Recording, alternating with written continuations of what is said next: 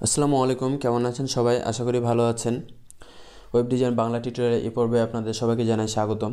গত পর্বে আমরা দেখেছিলাম কিভাবে HTML এ কমেন্ট করতে হয়। তো আজকের পর্বে আমরা দেখব টেক্সট ডিরেকশন নিয়ে কথা বলবো। তো চলুন শুরু করা যাক।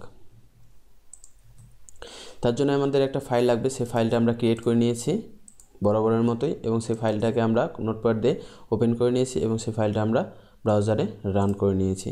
ফাইলটা ব্ল্যাঙ্ক আছে, সেজন্য খালি দেখাচ্ছে।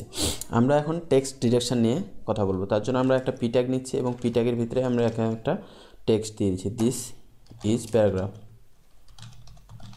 দিস ইজ প্যারাগ্রাফ সেভ দিয়ে আমরা যদি রিলোড দিই তাহলে সে আউটপুটটা আমরা দেখতে পাবো।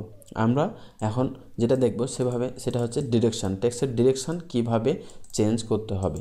তো যে কোনো টেক্সটের ডিরেকশন চেঞ্জ করার জন্য একটা অ্যাট্রিবিউট আছে, সেটা অ্যাট্রিবিউটটার নাম হচ্ছে ডির। এই অ্যাট্রিবিউটের মাধ্যমে আমরা যে কোনো টেক্সটের ডিরেকশন চেঞ্জ করতে পারি। এর দুইটা ভ্যালু হবে, একটা হচ্ছে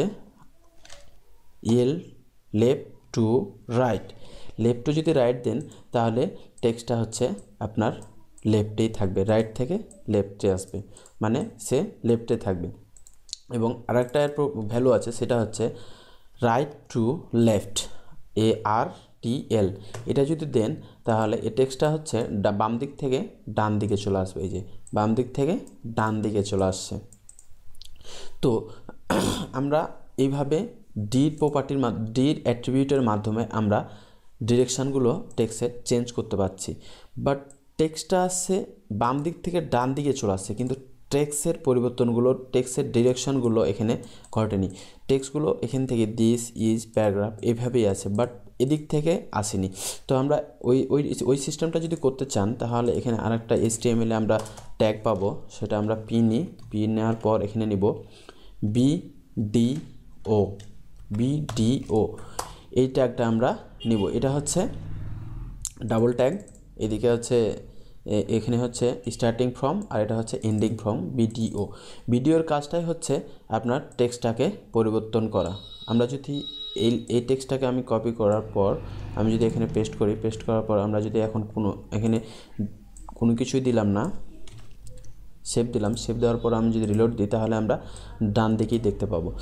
এরপর যদি আমরা এই ভিডিওতে একটা প্রপার্টি অ্যাট্রিবিউট আছে, সেটা হচ্ছে ডির ইকুয়াল টু যদি আমরা দিই L to R, left to right, যদি প্রপার্টিটা দিই, ভ্যালুটা দিই, তাহলে দিয়ে সেভ দিই, তাহলে আমরা এখানে দেখতে পাবো কোনো চেঞ্জ আসছে না। আমরা যদি এখানে দিই এবার right to left, then save দেওয়ার পর যদি এখানে আমি রিফ্রেশ করি, দেখবেন text direction web page property টেক্সটগুলো চেঞ্জ হয়ে গেছে। টেক্সটগুলো এখন রাইট থেকে লেফটের দিকে যাচ্ছে। দেখেন রাইটের দিকে, তারপর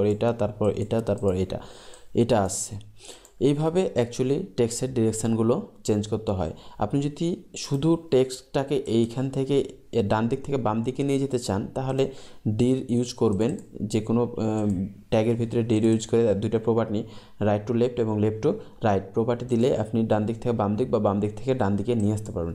যদি টেক্সটের ফ্লোগুলো চেঞ্জ করতে চান, টেক্সটের ডিরেকশানগুলো চেঞ্জ করতে চান, যে টেক্সটগুলো প্রিন্ট হচ্ছে এই প্রিন্টগুলোর ডিরেকশান যদি চেঞ্জ করতে চান তাহলে আপনাকে HTML এর একটা ট্যাগের সাহায্য নিতে হবে, সেটা হচ্ছে BDO। এবং তার মধ্যে একটা প্রপার্টি আমি বারবার বলতেছি, তার মধ্যে একটা হচ্ছে অ্যাট্রিবিউট দিতে হবে। অ্যাট্রিবিউটের ভ্যালু দিতে হবে RTL, মানে রাইট টু লেফট, মানে রাইট থেকে লেফটের দিকে প্রিন্ট হতে যাবে। দেখেন টেক্সট ডিরেকশন এইভাবে প্রিন্ট হচ্ছে। আশা করি টেক্সট ডিরেকশন সম্পর্কে বুঝতে পেরেছেন। তো টেক্সট ডিরেকশন নিয়ে আর কিছু বলার মতো নাই। আজকে এ পর্যন্তই। আগামী পর্বে আমন্ত্রণ জানিয়ে আজকে এখানেই শেষ করছি। আল্লাহ হাফেজ।